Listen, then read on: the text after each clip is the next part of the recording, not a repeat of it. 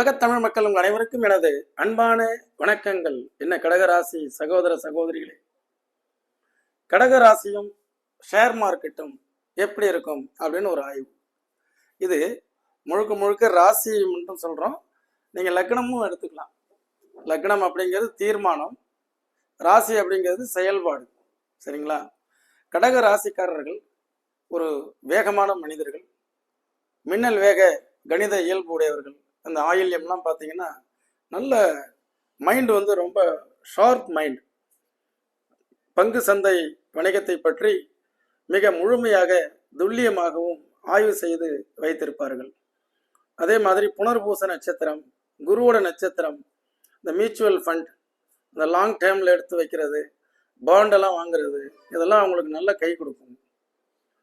அதே மாதிரி பூச நட்சத்திரம், தொலைநோக்கு பார்வையோட அவங்க ஈக்விட்டி ஷேர்ஸ், அதே மாதிரி மியூச்சுவல் ஃபண்ட்ஸ், இதெல்லாம் உங்களுக்கு கை கொடுக்கும். அந்த ஷேர் மார்க்கெட்டில் மிக அற்புதமான ஒரு தொடர்பு உடைய ராசி தான் கடக ராசி. கடகம் மேக்சிமம் பார்த்தீங்கன்னா சந்திரன் என்பது தினக்கோள், அன்றாடம் வர்த்தகம் செய்யக்கூடிய அந்த இன்ட்ராடே அப்படின்னு சொல்கிறது, அந்த மைக்ரோ ட்ரேடிங் அப்படிங்கிறதெல்லாம் கடகத்தை குறிக்கும். கடகம் என்பது வேக வேகமாக காலையில் சென்று மாலையில் வருமானத்தை ஈட்டக்கூடிய எண்ணம் உடையவர்கள். ஆக இதுவே இந்த ராசி மானம் இவர்களுக்கு கெட்டுவிட்டால் எதிர்பார்த்தது மாதிரியான அந்த ஏற்ற இறக்கங்கள் இருக்காது. புக் ப்ராஃபிட்ல போயிட்டு இருக்கும் பொழுது அதை கட் பண்ணி வெளியில வர முடியாது அவங்களால. அதே மாதிரி ஒரு 72 வயது மிகப்பெரிய ஒரு மனிதர் இந்த வீடியோவை பார்த்து ஈர்த்து என்னை போன வாரத்தில் சந்தித்தார். அவர் கடக லக்னம், அவருடைய லக்னம் அப்படிங்கிறது கடகம். அதே மாதிரி அதில் கேது அப்படிங்கிற ஒரு கிரகமும் சேர்ந்திருக்கும். இதுதான் லக்னம் கெட்டு போகிறது அல்லது ராசி கெட்டு போகிறது என்று அர்த்தம். அந்த சந்திரன் மட்டும் சோலோவாக தனியாக இருந்துச்சுன்னா கூட அவர்கள் நிறைய அந்த இன்ட்ராடேல அழகாக பண்ணிட்டு வெளியில் வந்துடுறாங்க. பட் அந்த லக்னமோ அந்த லக்ன அதிபதியோ கெடக்கூடாது. அதனால தான் உங்களுக்கு என்னுடைய ஆலோசனை என்ன சொல்கிறது என்றால், இது போன்று கடக லக்னம், கடக ராசி, அதோட கேது சேர்க்கை, சனி சேர்க்கை, செவ்வாய் சேர்க்கை, செவ்வாயில பதட்டம், வேகமாக அவசரப்படுதல். ஆக என்ன ஆகும், அந்த இன்ட்ராடே மாதிரி உள்ளதெல்லாம் போனீங்கன்னா நிறைய சரிவை சந்திப்பீர்கள். இவரெல்லாம் பார்த்தீங்கன்னா நிறைய அதில் லாஸ் பண்ணியிருக்காரு. பட் இவர் நல்ல அற்புதமான மியூச்சுவல் ஃபண்ட் அட்வைசர், 72 வயது பெரியவர். அப்போ கடகத்துக்கு நிறைய நாலேஜ், கற்பிக்கக்கூடிய ஆற்றல் உண்டு. ஆக இவங்களாகவே இறங்கி இன்னைக்கு காலையில் உட்காந்து மாலைக்குள்ளார நமக்காக வருமானம் ஈட்டணும் போனாங்கன்னா தடுமாறிடுவாங்க. நிறைய பேர் நான் கடக லக்கணம் கடகராசியை பார்த்து விட்டேன். அப்போ நாங்கள் என்னதான் பண்ணலாம்? தொலைநோக்கு பார்வையுடன் புனர்பூசமா கோல்டு பாண்டு வாங்கி வைக்கிறது, கோல்டு ஆன்லைன்ல, பூசம் ஈக்விட்டி ஷேர்ஸ், மியூச்சுவல் ஃபண்ட், ஆயில்யம் புதன், நீங்க ஒரு நிறுவனத்தினுடைய பங்குகளை மாத கணக்கில் ஹோல்டிங் பண்ணி வாங்கி வைக்கிறது. அதே நேரத்தில் உங்களுடைய அறிவாற்றலும், அதே மாதிரி உங்களுடைய அந்த கால்குலேஷன் மைண்ட், எந்தெந்த நிறுவனங்கள் கடந்த 6 மாதங்களில் ஏற்றம் இறக்கம் கண்டது, எந்தெந்த நிறுவனங்கள் ஏற்றம் பெறும் என்றெல்லாம் உங்களால் அனுமானிக்க முடியும். அதுபோன்ற ஆயில்ய நட்சத்திரக்காரர்கள் அந்த நிறுவனத்தினுடைய பங்குகளை வாங்கி வைப்பது நல்லது. அந்த லாங் டைம் அப்படிங்கிறது பெஸ்ட். இதெல்லாம் பண்ணீங்கன்னா கடக ராசி பொறுத்த வரைக்கும் இந்த பங்கு சந்தை வணிகத்திலே தனி முத்திரை பதிக்கப்படுவீர்கள். அதே மாதிரி நல்ல அட்வைசர், எல்லாருக்கும் மின்னல் வேகத்தில் சொல்லி தரக்கூடியவர்கள். ஆக நீங்கள் ஒரு போர்ட்ஃபோலியோ மேனேஜ்மெண்ட்டாக இருக்கிறதுக்கு வாய்ப்புகள் அதிகம். அது மாதிரி நீங்கள் ஏதாவது ஒரு ஷேர் நிறுவனத்தில் நீங்கள் அட்வைசராக வரலாம்.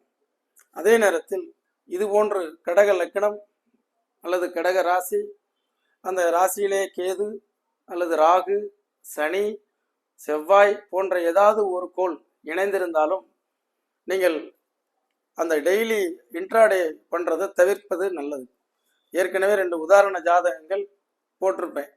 ஒருத்தர்லாம் வந்து அதே ஒரு கிட்டத்தட்ட 60 லட்ச ரூபா இழந்துட்டு அதை விட்டு வெளியில் வர முடியல அவர்னால. இந்த கடகம் வந்து ரொம்ப அந்த சந்திரனுடைய ஆதிக்கங்கிறதுனால அது எப்படியாவது எப்படி போச்சு அதே மாதிரி நான் திருப்பி கொண்டு வந்துடுவேன் அப்படிங்கிற எண்ணங்கள்லேயே செயல்பட்டுக்கிட்டே இருக்கும். ரைட், இந்த பழம் புளிக்கும்னு விட்டுட்டு வெளியில் வர தெரியாது. நான் தான் உங்களுக்கு அழகாக அட்வைஸ் பண்ணுறேன் இல்லையா, தொலைநோக்கு பார்வையுடன் வாங்கி போடுங்கன்னு. அந்த சகோதரி வந்து கமெண்ட்ஸில் போட்டிருப்பாங்க, 60 லட்சம் போச்சு பாருங்க. அந்த மறுபடியும் அவர் கடன் வாங்கியாவது அந்த 60 எடுக்கணுங்கிற எண்ணம் தான் வருதே ஒழிய, தெனாலிராமன் சொன்னது மாதிரி இந்த கோட்டை அழிக்கக்கூடாது, ஆனால் இதை சின்னதாக்க வேண்டும் அப்படின்னா பக்கத்தில் ஒரு பெரிய கோடை போடுவது எது? அதுதான் இந்த பங்கு சந்தை வணிகத்திலே எந்த மாதிரி வியூவில் நீங்கள் லாஸ் பண்ணீங்களோ அதே வியூக்குள்ளார போகாதீங்க, அதிலிருந்து வெளியில் வாங்க. இந்த ஈக்விட்டி ஷேர்ஸ், கமாடிட்டிஸ், உங்களுக்கெல்லாம் அந்த கடக ராசிக்கெல்லாம் என்ன மாதிரி வெள்ளி, அப்போ சில்வர்லாம் வாங்கி வைக்கலாம்.